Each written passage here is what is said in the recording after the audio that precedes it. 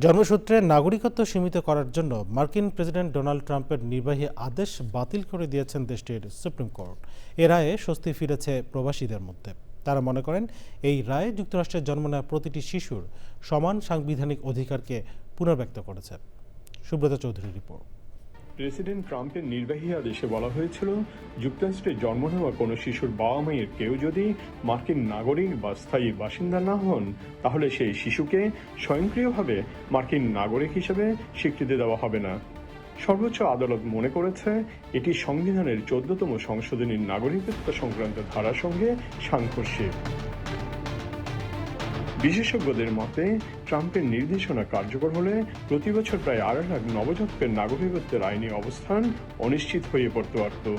এই রায়টি বিশেষভাবে তাৎপর্যপূর্ণ, কারণ এটি শুধু একটি নীতিগত বিরোধ নয়, এটি লক্ষ লক্ষ অভিবাসী পরিবারের ভবিষ্যৎ সরাসরি প্রভাবিত করত। যুক্তরাষ্ট্রে বসবাসরত বাংলাদেশি অভিবাসী সম্প্রদায় সহ বিশ্বের নানা প্রান্ত থেকে আসা পরিবারগুলো যাদের সন্তানরা যুক্তরাষ্ট্রে জন্ম নিয়েছে বা নেবে, তাদের জন্য এই রায় একটি বড় স্বস্তির বার্তা। জন্মসূত্রে নাগরিক হওয়া এটা আমার সাংবিধানিক অধিকার।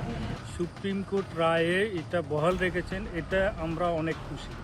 আমার মতো অনেকেই আতঙ্কের মধ্যে ছিলেন, কিন্তু সুপ্রিম কোর্টের রায়ের পরে আমরা প্রচন্ড খুশি এবং উৎফুল্ল। জন্মের সূত্রে এখানে সবাই সিটিজেন হতে পারবে, এই রায়ে আমরা সবাই অনেক খুশি। I'm very happy the child that born in America, they are citizen now.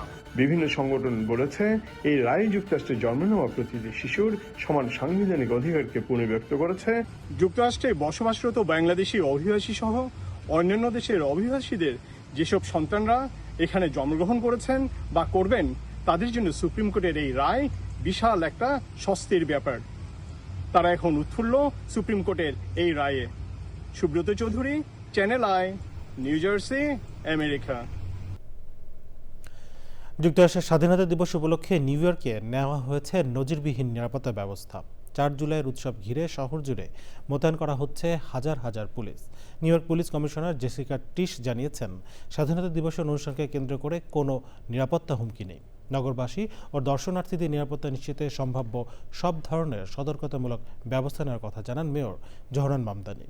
বিস্তারিত ডেস্ক রিপোর্টে। যুক্তরাষ্ট্রের 250তম স্বাধীনতা দিবসকে ঘিরে নেওয়া হয়েছে ব্যাপক প্রস্তুতি। আলোর রোশনাই, নানা ধরনের সাজসজ্জা আর উৎসবের আবহে সেজেছে নিউ ইয়র্ক সিটি। এবারে হাডসন ও ইস্ট নদীতে অনুষ্ঠিত হবে সেইল 250 কর্মসূচি।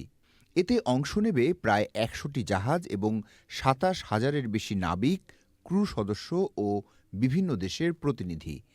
ব্রুকলিন ব্রিজ জুড়ে থাকবে লেজার শো। একই সঙ্গে বিশ্বকাপ ফুটবলের মহাযজ্ঞ তো চলছেই। সব মিলে যুক্তরাষ্ট্রের স্বাধীনতা দিবসের অনুষ্ঠানকে ঘিরে নগর প্রশাসন নিয়েছে কঠোর নিরাপত্তা ব্যবস্থা।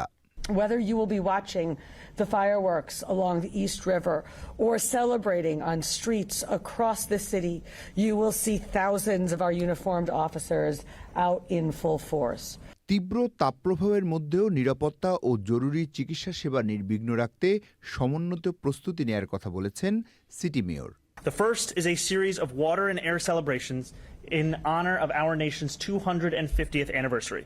These include the International Naval Review, the International Aerial Review, Sailforth 250th Parade of Tall Ships on the morning of Saturday, July 4th. শহর জুড়ে যানজট এড়াতে সবাইকে গণপরিবহন ব্যবহারের আহ্বান জানিয়েছে পুলিশ। একই সঙ্গে ড্রোন ব্যবহার থেকে বিরত থাকারও সতর্ক বার্তা দেওয়া হয়েছে। Desk report, channel I. New ইয়র্কের এম্পায়ার স্টেট বিল্ডিংয়ে উঠে বিয়ের প্রস্তাব দিয়ে ব্যতিক্রমী উদাহরণ সৃষ্টি করেছেন রাশিয়ান যুগল। পরে ধাতব রেলিং ধরে নিচের পর্যবেক্ষণ ব্যালকনিতে নেমে আসেন তারা। তবে প্রশাসনের অনুমতি ছাড়া ভবনের অ্যান্টেনা টাওয়ারে প্রবেশ করায় তাদের আটক করে পুলিশ। সৈয়দ মাহমুদ জানাচ্ছেন বিস্তারিত। 1460 ফুট উঁচু এম্পায়ার স্টেট বিল্ডিংয়ের চূড়ায় উঠে রাশিয়ান যুগলের বিয়ের প্রস্তাব দেওয়া ও আংটি পরানোর এই ভিডিও ছড়িয়ে পড়েছে গণমাধ্যম এবং সামাজিক যোগাযোগ মাধ্যমে। আকাশ থেকে হেলিকপ্টারে পুরো ঘটনা পর্যবেক্ষণ করে নিউ ইয়র্ক পুলিশ বিভাগের একটি টিম। আর ঘটনা দেখতে উৎসুক জনতার ভিড় বেড়ে যায় নিচে। এ সময় একটি ব্যানার উন্মোচন করে ওই জুটি, যাতে লেখা ছিল, ভালোবাসার শক্তি যখন ক্ষমতার প্রতি মানুষের ভালোবাসাকে পরাজিত করে, পৃথিবীতে শান্তি প্রতিষ্ঠিত হয়।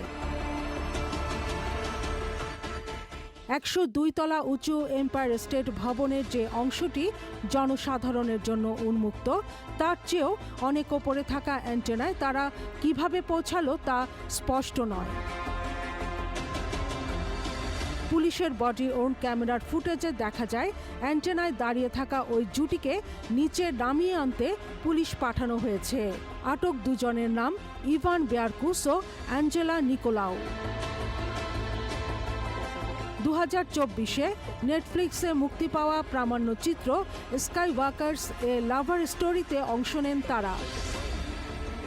প্রামাণ্যচিত্রে শহরের উঁচু ভবনে ওঠার ঝুঁকিপূর্ণ খেলা, রুফটপিংয়ের প্রতি তাদের ব্যাপক আগ্রহের বিষয়টি তুলে ধরা হয়েছে।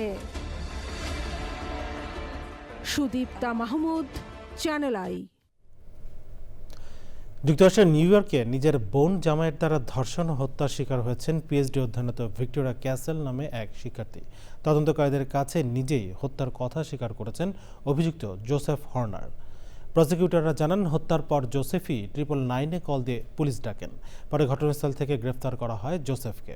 নাসাউ কাউন্টি ডিস্ট্রিক্ট অ্যাটর্নি কার্যালয় জানায়, 29 জুন নিউ ইয়র্কের নর্থ মাসাপেকুয়ায় বহুতল ভবনে ঘটে মর্মান্তিক এই ঘটনা। নিহত ভিক্টোরিয়া ক্যাসেল নিউ ইয়র্কের স্টোনি ব্রুক বিশ্ববিদ্যালয়ের পিএইচডি শিক্ষার্থী ছিলেন। যুদ্ধবিধ্বস্ত গাজায় শান্তি ফেরাতে কার্যক্রম শুরু করতে যাচ্ছে মার্কিন প্রেসিডেন্ট ডোনাল্ড ট্রাম্প ঘোষিত board of piece. Board of পিসের প্রথম লজিস্টিক্স বহর ইসরায়েলের কেরেম শালম ক্রসিং এর কাছাকাছি পৌঁছেছে, যেখানে আইএসএফ বাহিনীর জন্য জায়গা নির্ধারিত রয়েছে। মঙ্গলবার সংস্থার সামাজিক যোগাযোগ মাধ্যমে ছবি পোস্টের মাধ্যমে এই তথ্য জানানো হয়। ট্রাম্পের 20 দফা যুদ্ধবিরতি পরিকল্পনার দ্বিতীয় ধাপ হিসেবে এই বোর্ড গঠন করা হয়।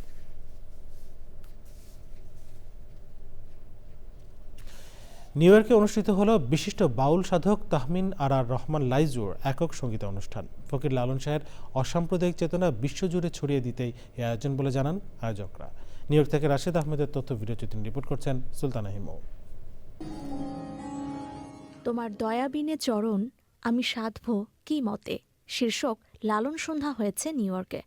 গোপন সাহার সঞ্চালনায় উডসাইডার অডিটোরিয়াম মুখরিত হয়ে ওঠে লালন ভক্তদের আগমনে।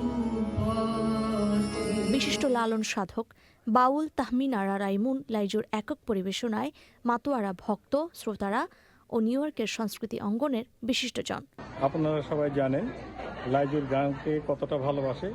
তার এই কষ্ট শুধু তার নিজের নয়, আমাদের পরিবারের। প্রবাসী লালন ভক্তদের ভিন্ন আমেজের সন্ধ্যা উপহার দিতেই এই আয়োজন। আমাদের মিলনায়তন ভর্তি দর্শকে, উপচে পড়া দর্শকে আজকের অনুষ্ঠানটি সফল হল।